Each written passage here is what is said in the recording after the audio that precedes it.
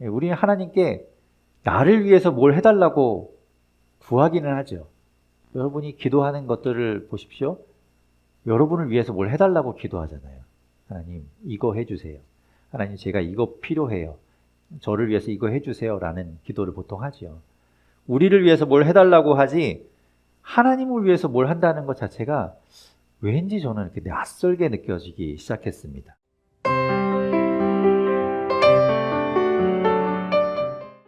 오늘 제목이요. 오늘 제목이 뭐냐면 무엇이 하나님을 위하는 것일까라는 제목이에요. 여러분은 어떻게 생각하십니까? 무엇이 하나님을 위하는 것일까요? 그렇게 생각하면 너무 거창하죠. 내가 뭘 해야 하나님을 위하는 걸까라고 생각하면 너무 막연하고 거창합니다. 그래서 그걸 좀 범위를 좁혀서 좀 더 우리가 생각할 수 있는 쉬운 것으로 생각하면 우리가 현실적으로 우리가 부모님을 위해서 뭘 할 수 있을까를 한번 생각해 볼 수 있겠죠. 부모님을 위해서 우리가 뭘 할 수 있을까요? 저는 사실은 효자는 아닙니다. 불효자에 가깝죠. 그래서 아무리 내가 부모님을 위해서 뭘 해드릴 수 있을까를 생각해 봐도 마땅하게 떠오르는 게 별로 없었어요. 그냥 사고 안 치고 걱정 끼치지만 않아도 그거면 되겠지 않을까라고 생각했는데 혹시 여러분 가운데는 어떤 생각을 갖고 계십니까? 여러분의 의견이 궁금해요. 여러분은 어떤 방법으로 부모님을 위하고 계시는지 궁금합니다. 물론 이제 선물 같은 것도 해드릴 수 있을 것이고 또 부모님이 좋아하시는 것들을 대접하는 것도 또 하나의 방법일 수 있겠죠. 자, 그런 생각을 하고 있는데 오늘 말씀을 이렇게 묵상하다가 오늘 말씀 보면 이제 8절에 그런 이야기가 나오죠. 하나님을 위한다는 이야기가 나옵니다. 그 말씀을 보는데 약간 어색한 생각이 드는 거예요. 사실 우리는 하나님을 위해 살지 않잖아요. 우리는 하나님께 나를 위해서 뭘 해달라고 구하기는 하죠. 여러분이 기도하는 것들을 보십시오. 여러분을 위해서 뭘 해달라고 기도하잖아요. 하나님, 이거 해주세요. 하나님, 제가 이거 필요해요. 저를 위해서 이거 해주세요. 라는 기도를 보통 하죠. 우리를 위해서 뭘 해달라고 하지, 하나님을 위해서 뭘 한다는 것 자체가 왠지 저는 이렇게 낯설게 느껴지기 시작했습니다. 하나님을 위한다는 게 뭘까? 그런데 이게 사람 입장에서, 우리 입장에서 내가 하나님을 위해서 뭘 해드릴게요 라고 하나님은 원하지 않는데 막 주장하는 거면 그러면은 이게 좀, 이 사람이 혼자 생각하는 것보다 할 텐데 하나님이 그렇게 이야기하세요. 우리를 위해서 누구를 보낼까라고 말씀하시죠. 하나님을 위해서 뭔가 하는 것이 있다는 거예요. 사람이 할 역할이 있다고 말씀하고 있는 겁니다. 그것이 무엇일까? 그게 궁금해졌어요. 사람이 도대체 하나님을 위해서 할 수 있는 게 뭘까? 전능하신 하나님인데, 이 우주 만물을 다스리는 하나님인데, 다 가진 하나님인데, 내가 도대체 하나님을 위해서 뭘 할 수 있을까? 그런 생각을 하게 된 것이죠. 하나님을 위해서 우리가 뭘 할 수 있을까? 그것이 오늘 이야기의 출발점이었습니다. 이사야 6장을 우리가 읽어보았는데요. 이사야 6장은 보통 뭐라고 부르냐면 이 이사야 선지자가 소명을 받은 소명장이라고 부릅니다. 소명이라는 게 뭐냐면 하나님이 그 사람을 어떤 일을 하도록 부르셨다는 거예요. 이 이사야를 선지자로 하나님의 말씀을 전하는 사람으로 불렀다는 겁니다. 이 내용이 그런 내용을 담고 있다고 사람들은 보고 있어요. 하나님은 어떤 사람을 택하세요? 아무나 쓰진 않겠죠. 하나님이 필요한 사람을 쓰시는 거예요. 근데 그 사람을 택하셔서 어떤 일을 맡기실 때 그 사람에게 이제 어떤 사건이 일어나겠죠. 하나님이 어떤 일을 맡기시니까. 물론 이 선지자라고 해서 하나님의 말씀을 전하는 사람이라고 해서 다 그냥 이렇게 자기가 무슨 일을 겪었는지를 기록하지는 않습니다. 그냥 다짜고짜 하나님의 말씀이 이렇다라고 이야기하는 사람들이 더 많아요.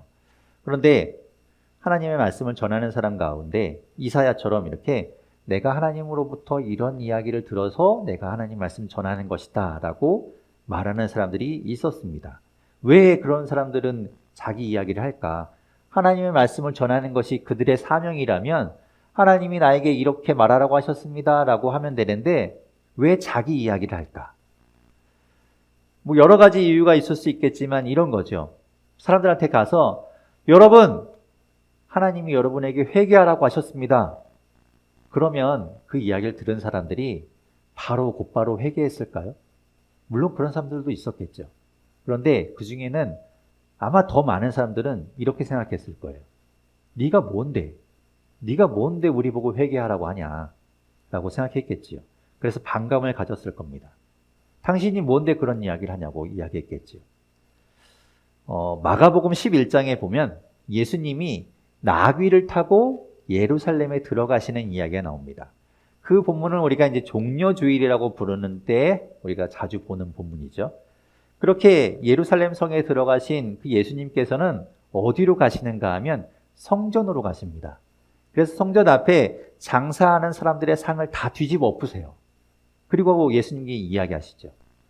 너희는 내 집을 만민이 기도하는 집이라고 하나님께서 말씀하셨는데 이 집을 강도의 소굴로 만들고 있구나 라고 하시면서 화를 내세요. 그리고 그들을 막 꾸짖지요.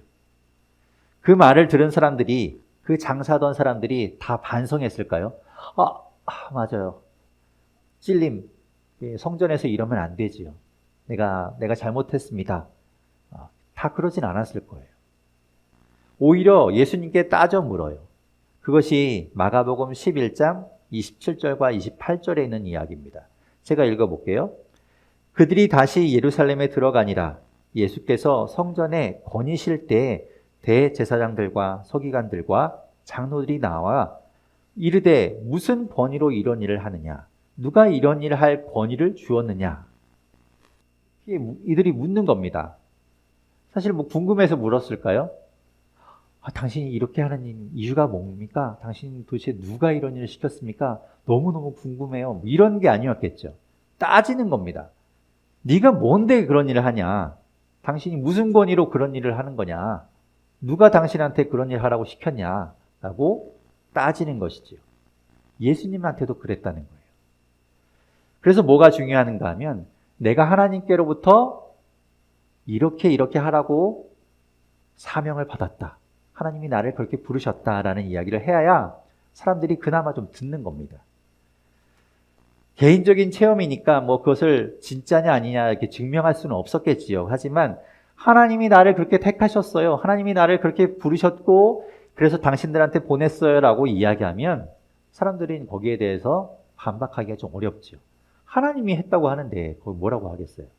지금은 이제 뭐 신학대학원을 나오고 또 뭐 시험을 치고 또 목사 안수를 받고 그래서 이제 목사로 세워진 사람들이 이제 뭐 말씀을 전하지만 그때 당시에는 이제 그런 것들이 없으니까 이렇게 내가 하나님께 말씀을 받았다라는 것을 이야기해야 사람들이 들어줬던 것이겠죠. 이 이사야 6장이 딱 그런 내용이라는 겁니다. 그러니까 이사야를 하나님께서 부르셔서 이런 일을 해라고 사명을 주셨다는 그런 이야기를 담고 있는 거예요. 그런데 단순히 그렇게만 보기에는 좀 부족합니다. 왜 그러는가 하면 이게 6장에 와서 하나님이 자기를 불렀다고 이야기하는 것이 좀 어색하지요. 왜냐하면 1장에서 처음에 이사야가 활동을 시작할 때 그런 일이 있어야 하지 않겠습니까? 좀 시간이 지나서 그런 일이 있다는 것이 뭔가 좀 앞뒤가 좀 맞지 않는 것처럼 보인다는 거예요. 이사야 1장 1절에 보면 이사야 선지자가 언제 활동했는지를 이야기합니다. 제가 읽어보겠습니다. 유다 왕 우시야와 요담과 아하스와 히스기야 시대에 무려 4대에 걸쳐서 아모스의 아들 이사야가 유다와 예루살렘에 관하여 본 계시라 이러면서 이제 이야기가 시작돼요. 그런데 그렇게 우시야 왕이 살아있을 때부터 이 이사야 선지자가 활동했었다는 것을 이야기하고 있는데 오늘 본문인 이 6장 1절에 오면 우시야가 죽던 해에 하나님께 자기가 어떤 사명을 받았다라고 이야기하는 것이 좀 어색하다는 거죠. 그러면 이 6장을 단순히 이사야 선지자의 소명, 그가 사명을 받은 것이라고 하기엔 좀 부족하니까 거기에 뭐라고 우리가 더 추가적으로 보는가 하면 하나님의 계획이, 하나님의 뜻이, 하나님의 마음이 어떤 것인지에 대해서 우리에게 보여주고 있다라고 우리가 보게 됩니다. 다시 말해서 계시, 하나님이 우리에게 보여주고 있다는 거예요. 1장부터 5장까지의 내용은 하나님의 심판에 대한 내용입니다. 이 이스라엘이 하도 범죄하고 하나님 말씀을 듣지 않아서 이제 하나님께서 이들을 심판할 것이다. 그런 내용을 담고 있어요. 이때 당시에 이스라엘은 남과 북으로 갈라져 있었습니다. 마치 우리나라처럼 이렇게 나뉘어져 있었어요. 남쪽을 뭐라고 불렀는가 하면 남유다라고 불렀습니다. 그리고 이 남유다의 왕들은 대대로 다윗의 가문에서 이제 왕들이 나왔죠. 그런데 북쪽은 북이스라엘이라고 불렀는데 그곳에서는 하나님 말씀대로 살지 않고 자기들의 마음대로 어떤 율법을 정하고 자기들이 마음대로 신을 만들고 자기들 마음대로 제사하고 이런 식으로 살고 있었어요. 그렇다고 해서 이 남유다가 하나님 말씀을 잘 들었는가 하면 그렇지 않습니다. 그러니까 나쁜 거는 금세 받아들이거든요. 이 북이스라엘의 나쁜 것들을 착 받아들여 갖고 하나님 말씀 듣지 않고 이 북이스라엘처럼 이방신들을 섬기고 우상을 섬기고 하나님 하지 말라는 온갖 나쁜 짓들을 막 하고 있었어요. 하나님은 선지자라는 사람들을 세워서 선지자를 보내서 하나님 말씀을 전하게 하는 거죠. 너희 그러면 안 된다. 너희 그렇게 잘못하고 있으면 안 된다. 하나님께 나와서 회개하고 이제부터라도 그렇게 살면 안 된다. 그런 이야기를 말씀하셨던 거예요. 그런데 사람들이 말을 듣지 않죠. 좋게 계속해서 이야기해도 말을 잘 안 들으니까 어떻게 해야 될까요? 혼내야 돼요. 안타깝지만 때려야 됩니다. 그래서 이스라엘 옆에 있는 나라 중에서 강하고 잔인한 나라를 하나님께서 택해서 그 나라를 사용해서 이스라엘을 이제 혼내기로 작정하세요. 그것이 하나님의 심판이죠. 하나님이 이 이스라엘 제발 정신 차리라고 그렇게 상황을 몰고 가시는 겁니다. 매를 드시는 거예요. 너희가 그렇게 계속 옳지 않은 길을 간다면 너희는 이제 그 옆에 있는 나라를 통해서 고통받게 될 것이다 라고 이야기하시는 거예요. 그렇게 이야기하신 것이 이제 5장의 내용인데 그 뒤에 오늘 말씀이 이어지는 겁니다. 뭐라고 이야기하는가? 오늘 본문 1절에서부터 4절까지의 말씀 우리 같이 읽어보겠습니다. 1절부터 4절까지 말씀입니다. 함께 읽겠습니다. 시작. 죽던 해에 그의 옷자락은 성전에 가득하였고 스랍들이 모시고 섰는데 각기 6 날개가 있어 그 둘로는 자기의 얼굴을 가리었고 그 둘로는 자기의 발을 가리었고 그 둘로는 날며 서로 불러 이르되 거룩하다 거룩하다 거룩하다 만군의 여호와여 그의 영광이 온 땅에 충만하도다 하더라. 이같이 화답하는 자의 소리로 말미암아 문지방의 터가 요동하며 성전의 연기가 충만한지라. 아멘.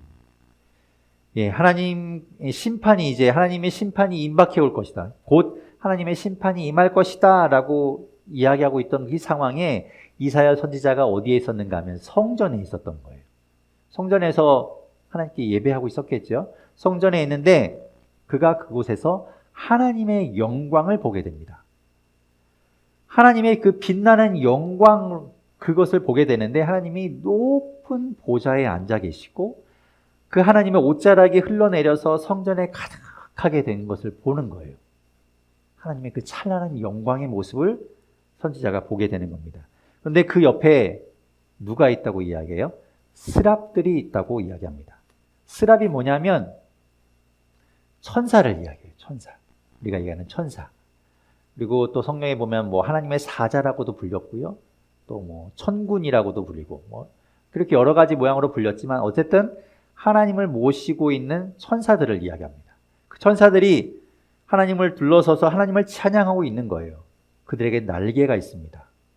세 쌍의 6 날개를 가지고 있어서 그 둘로는 얼굴을 가리고 또 둘로는 이 하체를 가리고 둘로는 날면서 하나님을 찬양하고 있어요.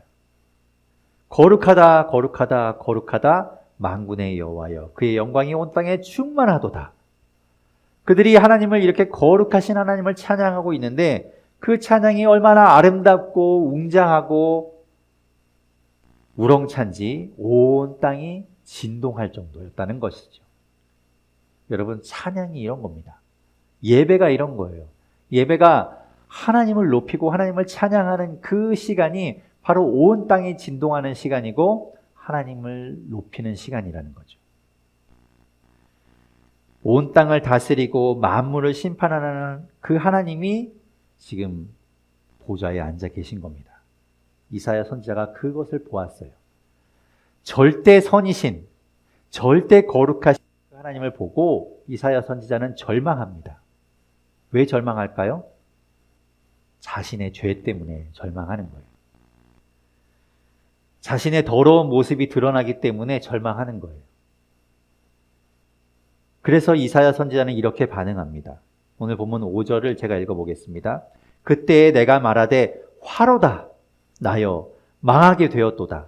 나는 입술이 부정한 사람이요 나는 입술이 부정한 백성 중에 거주하면서 만군의 여호와이신 왕을 배웠음이로다 하였더라.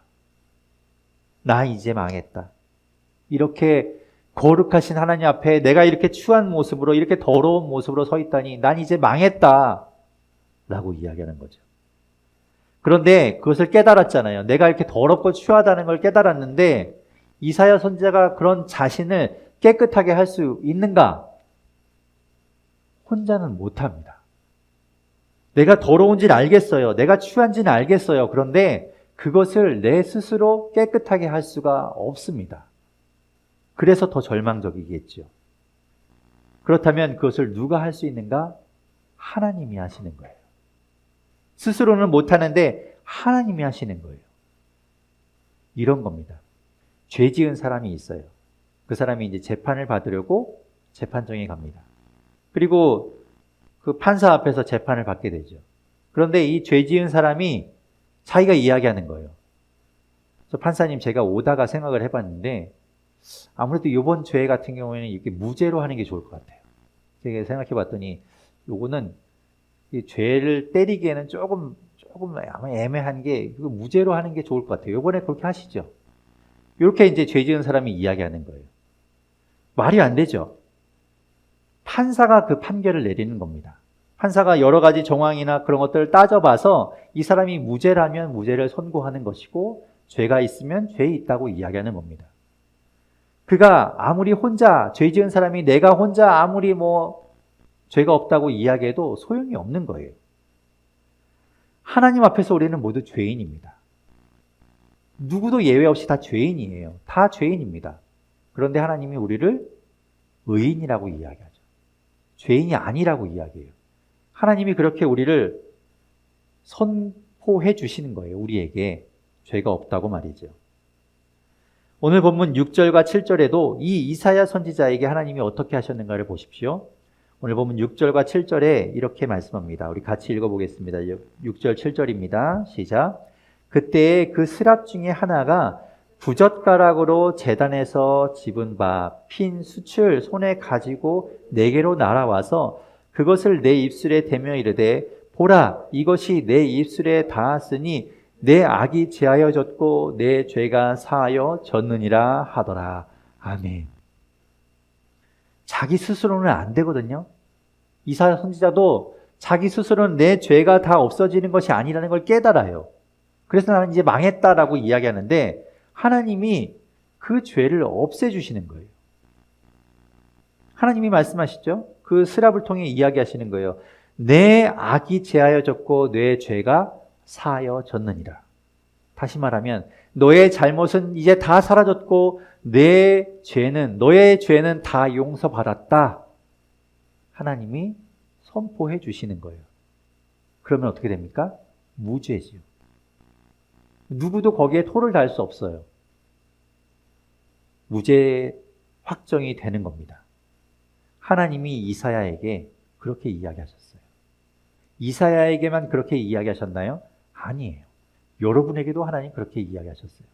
예수 그리스도를 믿는 여러분에게 하나님께서 뭐라고 이야기하셨는가 하면 너의 잘못은 다 사라졌고 너의 죄는 다 용서받았다 라고 하나님께서 여러분에게 선포해 주신 거예요. 그래서 여러분은 죄가 없어진 겁니다. 그때 8절에 보면 이런 말씀이 이어지지요. 제가 8절 읽어보겠습니다. 내가 또 주의 목소리를 들으니 주께서 이르시되 내가 누구를 보내며 누가 우리를 위하여 갈꼬 하시니 그때 내가 이르되 내가 여기 있나이다 나를 보내소서 하였더니. 이사야 선지자가 하나님의 말씀을 들어요. 하나님이 들으라고, 그죠? 하나님이 혼자 이렇게 안 들리게 이야기하시면 좋은데 들으라고 이제 이야기하시는 거죠. 내가 누굴 보내지? 누구를 우리를 위해서 보내면 좋을까? 뭐 이런 이야기 하시는 걸 듣는 거죠. 그때 하나님께서 뭐라고 이야기하십니까? 누가 우리를 위하여 갈고, 누가 우리를 위하여 갈까요? 우리라고 이야기하시죠. 누가 나를 위하여 갈까가 아니라 누가 우리를 위하여 갈까? 그래서 이제 이 본문을 가지고 하나님이 삼위일체의 하나님이다라는 이야기를 합니다. 중요한 건 하나님이 하나님을 위해서 누군가를 보낸다고 이야기하시는 거죠. 아까 제가 처음에 이야기한 것처럼 이 말씀이 도대체 이게 뭘 뜻하는 걸까가 궁금했어요. 하나님이 하나님을 위해서 누군가를 보낸다. 그래서 이 말씀은 우리가 이제 선교사를 파송할 때, 선교사를 보낼 때 이제 이 말씀을 많이 사용하죠. 선교사를 하나님께서 이제 부르셔서, 선교사로 부르셔서 복음을 전하도록 하셨다라는 본문으로 이제 많이 사용하지만 그 뒤에 보면 꼭 그런 내용은 아닙니다. 이사야 선지자는 그 하나님의 이야기를 듣고 손을 번쩍 들어요. 저요! 하나님 제가 갈게요. 저를 보내주세요. 라고 이야기하죠.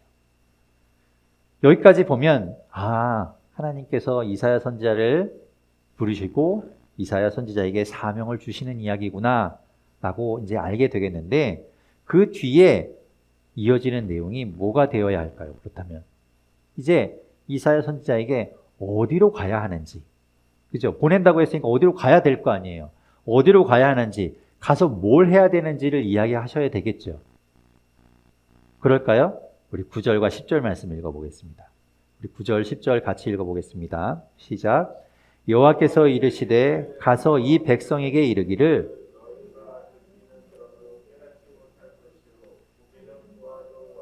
못하리라 하여 이 백성의 마음을 둔하게 하며 그들의 귀가 막히고 그들의 눈이 감기게 하라. 염려하건대 그들이 눈으로 보고 귀로 듣고 마음으로 깨닫고 다시 돌아와 고침을 받을까 하노라 하시기로. 아멘. 자, 이 지금 9절과 10절을 읽어봤는데 하나님이 이 이사야 선지자를 어디로 보낸다고 말씀하세요? 백성에게로 보내죠. 어떤 백성인가 하면 하나님의 백성, 곧 이스라엘 백성에게로 보내는 겁니다. 그 중에서도 이제 남유다로 보내겠죠. 남유다의 백성들에게 지금 이사야 선지자를 보내서 그럼 가서 무엇을 하라고 말씀하시는가 하면 너희는 이제 회개해라. 이제 죄 그만 짓고 정신 차리고 똑바로 살아라. 이런 메시지를 전해야 될 것 같잖아요. 그런데 하나님 뭐라고 말씀하십니까? 반대로 이야기하죠. 이제 너희는 깨닫지 못하게 될 것이고 알지 못하게 될 것이다 라고 그 이야기를 전하라고 말씀하세요. 좀 이상하지요.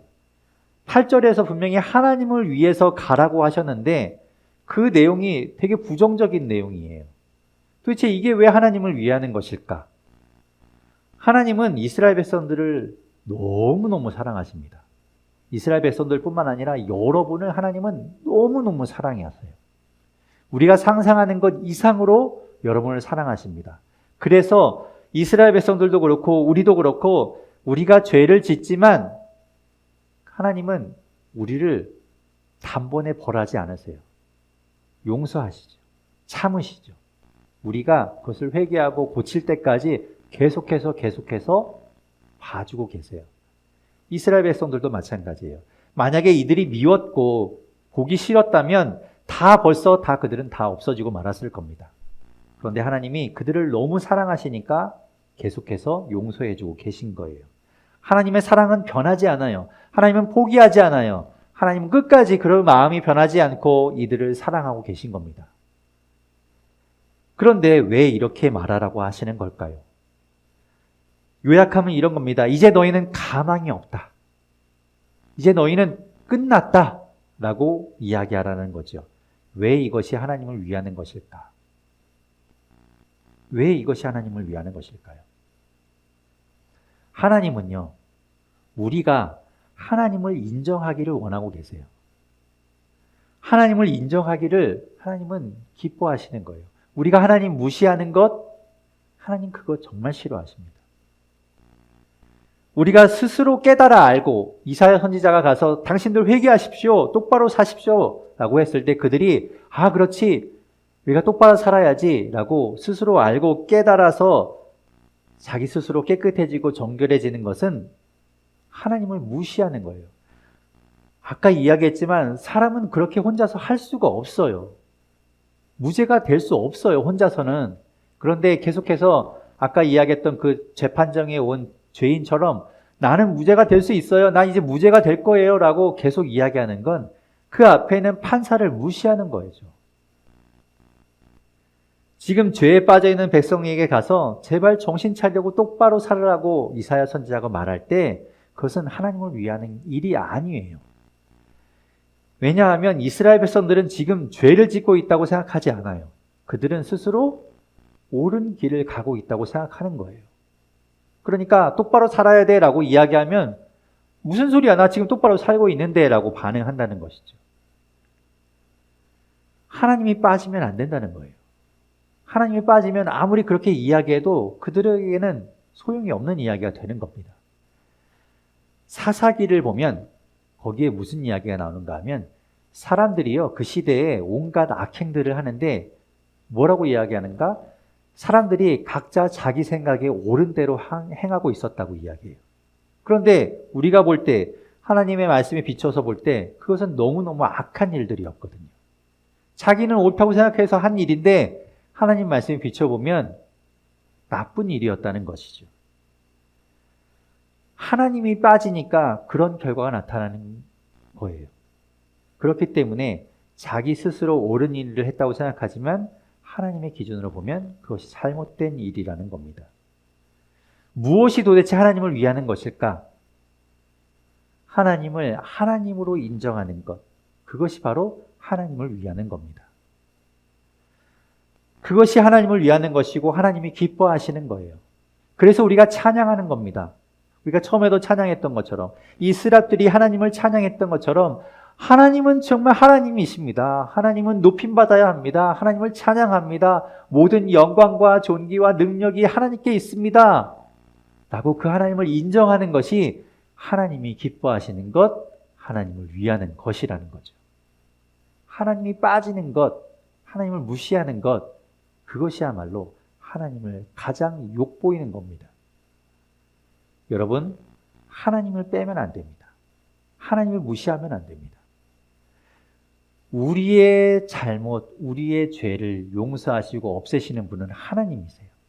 그 하나님이 인정하고 하나님 앞에 나아가는 것이 하나님을 위하는 것이죠.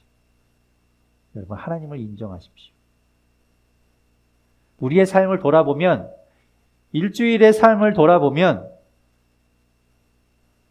우리가 무슨 잘못을 했는가 잘 못 깨달을 수 있지만 그 가운데 내가 정말 하나님을 인정하는 삶을 살았는가를 돌아보면, 내가 하나님 말씀대로 살았는가를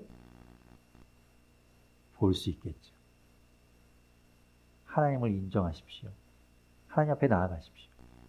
하나님 빼고 하나님 없는 삶처럼 사는 것이 아니라 하나님을 인정하는 그런 우리 모두가 될 수 있기를 바랍니다.